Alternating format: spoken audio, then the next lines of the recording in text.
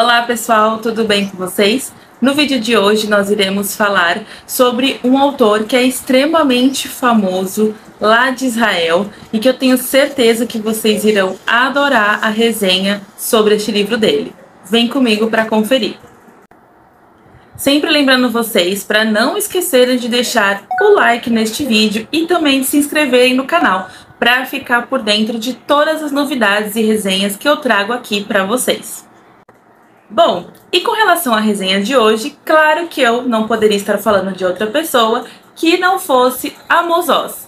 Sim, este autor que é extremamente famoso, lá nascido em Israel, na cidade de Jerusalém, e que já tem os seus livros publicados em mais de 30 países. Ele é considerado um dos maiores escritores do seu país e da atualidade, tá? E o livro que eu trouxe para vocês é Como Curar um Fanático, que na realidade é um livro que é uma junção de três apresentações, de três palestras que o autor realizou numa universidade na Alemanha. E aí partiu disso, dessa iniciativa, né, fez tanto sucesso essas palestras que ele deu, esses ensaios que ele realizou lá, que ele resolveu uni-los e formar um livro, tá? E aí eu vou falar para vocês qual é o nome desses três ensaios que contém aqui dentro. A primeira delas, e que também dá nome ao livro, se chama Como Curar um Fanático. A segunda é Israel e Palestina, entre o certo e o certo. E o terceiro é O Antídoto da Imaginação. E são esses três textos que fazem parte de três conferências que ele realizou que nós iremos ter aqui formulado todo este livro. E o que eu posso já adiantar para vocês de antemão é que foi minha primeira experiência lendo Amos Oz. E eu posso dizer para vocês que foi uma leitura que mexeu demais comigo. Uma leitura que me fez refletir bastante e que me trouxe diversos questionamentos, que inclusive me fizeram ir atrás de um colega meu que é judeu, então, ou seja, ele tem a mesma religião do que o autor, e me fez ir atrás dele para fazer alguns questionamentos e debater com ele esse livro. Eu sabia que ele já tinha lido, que ele é um amplo conhecedor do autor de Amos Oz, então me fez ir até ele para a gente conversar a respeito dessa obra e de tudo que é falado aqui, porque de fato é uma temática que ela mexe muito com a gente, ainda mais nos dias atuais, onde a gente tem essa temática do fanatismo e de guerras sociais, culturais, religiosas, muito em pauta e muito em alta no mundo inteiro, não só no Brasil. Então, levantou muito essa brecha para que eu fosse atrás de mais informações e quisesse debater diretamente com alguém que é daquela religião e que tem um ponto de vista de quem está inserido naquela vivência, né? É muito fácil para nós que estamos de fora, né? Eu, no caso, não sou de religião judaica e nem tenho qualquer relação com a Palestina, então é muito fácil pra gente de fora julgar. Mas a partir do momento que a gente se coloca no lugar do outro e vai atrás de mais informações, a gente consegue ter uma visão mais ampla do todo. E foi isso que esse livro me fez querer ter. Acho bem importante também, antes de mais nada, a gente citar que o Amos Oz, ele é declaradamente pacifista. Ele é contra o governo autoritário de Israel, ele é contra a guerra entre Israel e Palestina e todas as medidas que são impostas pelo governo contra o povo palestino. Ele sempre deixou isso muito claro e até mesmo diversas vezes ele foi julgado contra uma pessoa que é contra o povo dele, contra a religião dele, por ele ter essas atitudes.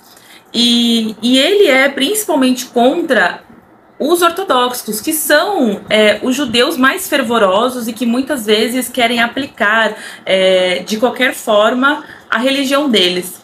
Então é sempre importante a gente ressaltar que este é o ponto de vista do autor. Mas aqui no livro, ele apesar dele ter esse ponto de vista que ele é pacifista e que ele é contra muita coisa, com muita medida aplicada pelo governo e tudo mais, ao mesmo tempo que você tem essa posição dele, você tem o autor por diversas vezes utilizando como justificativa para as medidas que são ali tomadas a religião. E é muito louco isso. Em diversos momentos, né, e isso eu digo nos 3 ensaios que contém aqui dentro, por diversos momentos, Amos Oz, ele cita como sendo compreensível as atitudes que os judeus têm contra os palestinos por causa de todas as medidas que eles sofreram contra o povo deles ao redor do mundo inteiro, né, como é bem sabido por todos, principalmente na época da Segunda Guerra. Mas ele usa muito, por exemplo, a Bíblia como um fundamento que ali está justificado o porquê que o judeu ele tem direito àquele território de Israel e os palestinos não. E para mim aquilo soava, eu como historiadora, aquilo me soava muito surreal de se escutar, de se ler no caso. Porque você pensa, meu Deus, a pessoa ela tá justificando através de um livro que foi escrito há milhares e milhares de anos, um livro que é muito falado e abordado, que não tem que servir de referência teórica por ninguém, ainda mais no caso dele, um estudioso, porque é comprovadamente um livro que foi modificado e modificado e modificado ao longo de séculos. E como que a gente sabe o que é certo e o que é errado, né? Como que a gente consegue saber o que de fato ocorreu ou não dentro daquela história, o que de fato é verídico ou não naquela história? Então é muita coisa envolvida. E ver o autor usando isso como referência para justificar a chegada do povo judeu ali no território que era palestino e subjugar esse outro povo que já estava ali alocado, retirar eles dali, porque aquilo ali faz parte deles e pertence a eles por causa de um livro. Isso é muito maluco pra mim. E é a mesma coisa. E aí, quando eu fui conversar com esse meu amigo, eu questionei ele. Eu falei, se a gente for pensar dessa forma, então eu posso concluir, por exemplo, que quem é protestante, da religião protestante, a pessoa, então, por direito, ela tem dever de morar no Reino Unido? Porque foi lá que surgiu a igreja protestante? Tipo, é surreal, não existe ligação disso, né? Nós temos pessoas de religião protestante no mundo inteiro, né? Inclusive aqui no Brasil, cada vez crescendo mais e mais e mais. E você não vê essas pessoas querendo mudar para o Reino Unido, para a Inglaterra, falando que elas devem morar lá, pois lá foi o berço da sua religião. Por que a religião judaica é a única onde isso ocorre? Será que ninguém se questiona disso, né?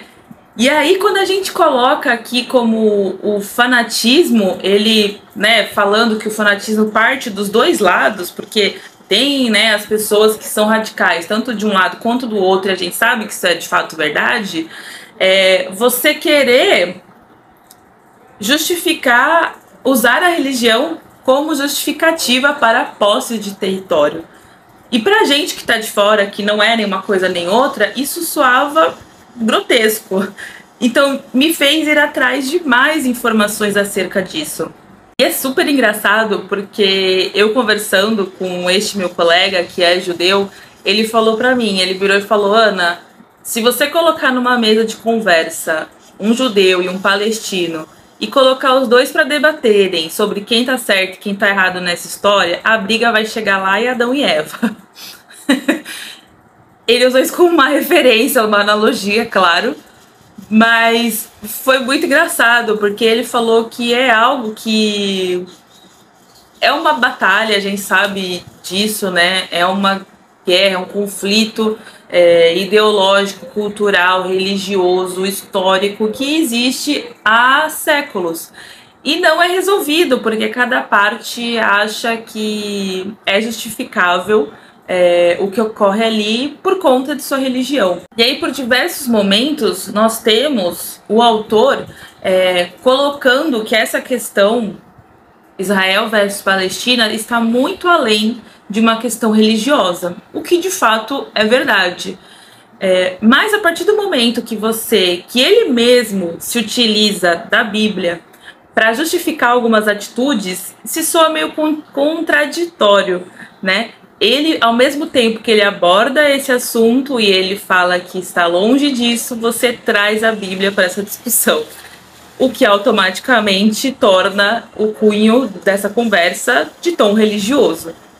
E como muitos sabem, atualmente essa temática do fanatismo ela está muito em pauta. Nós vemos a crescente de diversos governos autoritários ao longo do mundo inteiro, não só lá no continente, na região do Oriente Médio, mas nós vemos isso ocorrendo na Europa, aqui na América do Sul, na América do Norte. Nós vemos isso em várias localidades. Então é uma temática que por si só está muito em pauta. E, de fato, tem muita coisa nesse livro, mas muita coisa, gente. Eu marquei diversas frases, inclusive vou trazer algumas aqui para vocês, que são citadas aqui e que a gente pode usar não só para o que ocorre ali no Oriente Médio, na região Israel e Palestina, mas também para diversas outras localidades e situações que permeiam o nosso cotidiano hoje. E bom, eu vou ler para vocês aqui algumas das frases que eu separei e que eu acho muito importante nesse livro. Uma delas é: o crescimento do fanatismo pode ter relação com o fato de que quanto mais complexas as questões se tornam, mais as pessoas anseiam por respostas simples. E a gente sabe o quanto isso é verdade, né? Tá aí esse rodo de fake news que passa todo dia na internet pelo simples fato de que as pessoas não buscam conhecimento. Elas simplesmente compartilham as informações que elas recebem sem ter fundamento e base nenhuma. Aí eu também separei duas frases onde ele aborda a questão também da literatura no combate a esse tipo de notícia e de literatura mesmo, de textos, enfim, toda forma, né, na verdade, de divulgação de informações incorretas e como a literatura ajuda você a combater a incidência disso. A primeira a fofoca é a prima da literatura de má qualidade. Embora a literatura tenha vergonha desse parente e não o cumprimente quando se cruzam na rua. E a segunda, que é um complemento disso: a boa literatura faz o oposto da fofoca. Ela nos conta algo que não sabíamos sobre nós mesmos e sobre os outros, ou algo que não queríamos saber. Então essas duas frases do autor mostram o quanto é importante que a gente, ao ler alguma coisa, ao se informar sobre algum tema, vá atrás, né? Se fundamente, obtenha mais conhecimento. E foi exatamente isso que essa leitura fez para mim, porque eu me vi o tempo inteiro lendo e me questionando sobre diversas coisas que eu li ali. E o que eu fiz antes de tomar qualquer autorreflexão ou, enfim, ter uma ideia premeditada das coisas? Eu fui conversar com alguém que está inserido neste tema, com alguém que tem muito mais conhecimento a respeito disso do que eu, porque faz parte do que está sendo vivido ali. Então, para mim, isso foi muito agregador de conhecimento de fato. E eu acho que é isso que a leitura deve nos trazer. É claro que em diversos momentos nós vamos ler livros que não vai demandar esse tipo de raciocínio, essa demanda em cima de você pesquisar mais. Mas quando nós lemos livros como os escritos por Amos Oz, que são livros questionadores e que nos trazem diversas reflexões, é importante que a gente não torne aquela palavra do autor como absolutamente certo e dono da verdade. Que a gente vá atrás, que a gente se informe, que a gente questione, que a gente pegue uma ideia que ele colocou ali, que ele plantou, mas a gente também vá atrás de mais informações, para a gente poder ver qual é a nossa própria opinião acerca daquele tema. Isso é muito importante e é isso que uma boa literatura faz, que é isso que o Amos Oz nos traz aqui neste livro, e ele mesmo traz essa reflexão do quanto é importante a leitura de boa qualidade. E é isso, gente. Espero que vocês tenham gostado. Eu amei este livro, favoritei, coloquei como um dos melhores do ano pra mim, sem dúvida nenhuma. E só me fez ter mais vontade de ir atrás de outros livros do autor para estar lendo. Já peguei, inclusive, várias indicações de outros, inclusive de filmes que falam a respeito dessa temática. Se vocês quiserem se informar mais sobre isso, deixem nos comentários para que eu coloque para vocês, porque eu não estou com eles aqui agora. Mas, enfim, espero que vocês tenham gostado, porque foi um livro que de fato fez muita diferença pra mim nesses últimos dias, tá bom? Um beijo a todos e até a próxima resenha.